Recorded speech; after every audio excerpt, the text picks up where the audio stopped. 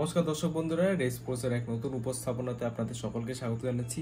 আমি সোমনাথ এবং আজকে আমরা কথা বলবো ইস্ট বেঙ্গলের নতুন সাইনিংকে নিয়ে। হ্যাঁ বন্ধুরা, আপনারাই ইতিমধ্যে জেনেই গেছেন যে ইস্ট বেঙ্গল কিন্তু কিছুক্ষণ আগে তাদের নতুন ডিফেন্ডার মার্তন রায়নাকে কিন্তু তারা অ্যানাউন্স করে দিয়েছে এবং একটা প্রেস রিলিজও তারা কিন্তু দিয়েছে। সেখানে কিন্তু দেখাই যাচ্ছে যে মার্তন রায়না কিন্তু 16 নম্বর জার্সি পরে আগের মৌসুমে ইস্ট বেঙ্গলের প্রতিনিধিত্ব করবে। যদি পুরো ডিলটার কথা বলি, এটা কিন্তু একটা 3 বছরের ডিল হয়েছে, যেখানে ইস্ট বেঙ্গল কিন্তু রাজস্থান ইউনাইটেডকে একটা ট্রান্সফার ফি দিয়েছে। হ্যাঁ বন্ধুরা, এটা ছোট ট্রান্সফার ফি দিতে হয়েছে ইস্ট বেঙ্গলকে। 25 থেকে 30 লক্ষ টাকার মধ্যে ট্রান্সফার ফি হবে সূত্র মারফত জানা যাচ্ছে। তো অবশ্যই কিন্তু এটা একটা out of the box signing আমরা বলি। আমরা যদি ট্রান্সফার ফি ক্ষেত্রে প্লেয়ার সিলেকশন বা প্লেয়ার অ্যাপয়েন্টমেন্ট দেখি, তো সেখান থেকে কিন্তু অবশ্যই বড় বড় প্লেয়ারদের কথা হয়। সেখানে আকাশ মিশ্রার মতো প্লেয়ার হোক, সেখানে দেখছিলাম অভিষেক সিং এর মতো কথা হোক, সেখানে আপুইয়া জিকসানের মতো প্লেয়ারের কথা হবে।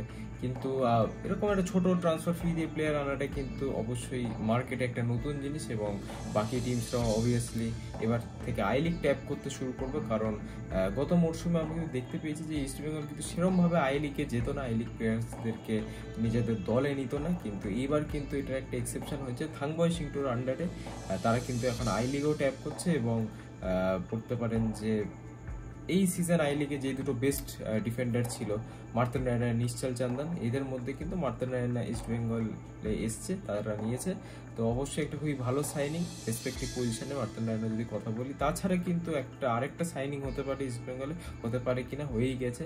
এটার সরকারি অফিসিয়াল অ্যানাউন্সমেন্ট কিন্তু অবশ্যই কিছুদিনের মধ্যে চলে আসবে। রামসাঙ্গাকে কিন্তু ইস্ট বেঙ্গল রিয়েল কাশ্মীর থেকে সই করে নিয়েছে। একজন মিডফিল্ডার, ডিফেন্সিভ মিডফিল্ডে খেলতে পারেন, সেন্ট্রাল মিডফিল্ডে খেলতে পারেন, খুবই ভার্সেটাইল প্লেয়ার। যাই হোক, আমরা রামসাঙ্গার বিষয়ে পরে কথা বলবো, আজকে মার্তন রায়না নিয়ে কথা বলি। আমরা জানতে পেরেছি সন্দীপ টন্দির থেকে, ইস্ট বেঙ্গলের প্রাক্তন গোলরক্ষক এবং আগের সিজন কিন্তু রাজস্থান ইউনাইটেডের গোলকিপিং করছিলেন সন্দীপ টন্দি। তার থেকে জানা গেছে যে মার্তন রায়না কিন্তু একটা টাওয়ারিং হাইট আছে এবং এরকম ফিগার কিন্তু ইন্ডিয়াতে খুব একটা দেখা যায় না, বা খুবই আনকমন। সেখান থেকে কিন্তু তার একটা গোল স্কোরিং থ্রেট আছে সেট পিসের থেকে। সেট পিস যখন নেওয়া হয় তখন কিন্তু একটা থ্রেট মার্তন রায়না জেনারেট করে, সেখান থেকে কিন্তু তিনি গোলও করতে পারেন তার হেডিং ক্যাপাবিলিটি দিয়ে। ডিফেন্সেও কিন্তু তিনি অত্যন্ত সাবলীল, একজন বল প্লেইং ডিফেন্ডার। তার ক্লিয়ারেন্সেস খুব ভালো, হেডিং এরিয়াল ক্লিয়ারেন্স তো বেশ ভালোই, হেডিং ক্যাপাবিলিটিস আমি বললাম, যেমন গ্রাউন্ডের ডুয়েলস কিন্তু খুব ভালো, ইন্টারসেপশনসও ভালো। তো অল ওভার কিন্তু বেশ একটা কমপ্লিট প্যাকেজ মার্তন রায়না।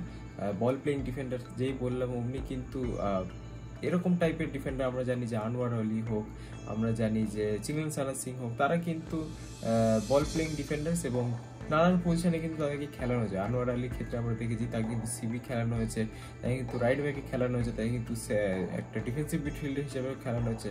তো মার্তন রায়না আলাদা কি পরিকল্পনা থাকে অস্কার দুজনে, সেটা অবশ্যই আমরা নজরে রাখবো। তাছাড়া আমি যদি কথা বলি তার স্ট্যাটস নিয়ে, তাহলে মার্তন রায়না কিন্তু এই সিজন বলতে গেলে 2023-24 মরশুমে কিন্তু আই লিগে রাজস্থান ইউনাইটেড হয়ে খেলেছে এবং 4টি গোল করেছেন একজন সেন্টার ব্যাক। এটা কিন্তু অবশ্যই একটা ভালো স্ট্যাট।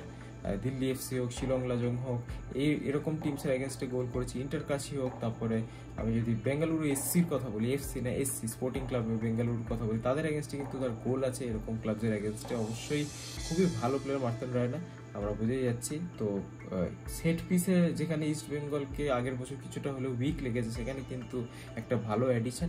আর যদি কথা বলি, তার আগে কিন্তু আই লিগ 3 তিনি খেলেছেন, তার আগে কিন্তু অ্যাডামাস ইউনাইটেডে তিনি খেলেছেন, তার ইউথটা কিন্তু এখানেই কেটেছে, গ্রাসরুট ডেভেলপমেন্ট যদি আমি বলি। তো কলকাতা ময়দান থেকে কিন্তু খুব একটা অপরিচিত নয় মার্তন, সেটা তিনি প্রেস রিলিজ যেটা হয়েছে ইস্ট বেঙ্গল করেছে সেখানেও তিনি বলেছেন। তাছাড়া আমি যদি কথা বলি যে তার যে কেরিয়ারটা, আমি যদি বলি অনেক প্লেয়ার্সের একটা ইলংগেটেড কেরিয়ার থাকে, একটা লম্বা কেরিয়ার থাকে, তার কেরিয়ারটা কিন্তু খুবই শর্ট এবং এখান থেকে বোঝা যাচ্ছে তার ক্যাপাবিলিটি কতটা বেশি। কিছু সিজন আগে আমি যদি বলি 2022-23 মৌসুমে কিন্তু তিনি সম্ভবত আই লিগ 3 খেলছিলেন তিনি জয়পুরের একটা ক্লাবের থেকে। তারপরের সিজন কিন্তু তিনি আই লিগে মুভ করেন।